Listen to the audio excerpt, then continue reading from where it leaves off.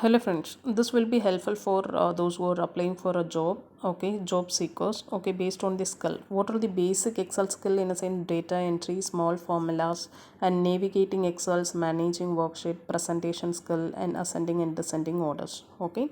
And for what are the intermediate will be creating charts and graphs and making formula tabs and VLOOKUPs, data table and if analysis using formula to manipulate basic data.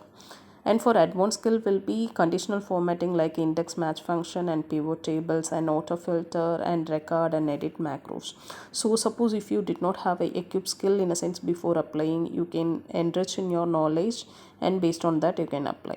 Okay, I think this will be very helpful for you. If it is helpful, you can suggest to your friends and you can enrich in your knowledge through this channel for following up as well as for subscribing also. Thank you friends, thank you for watching this.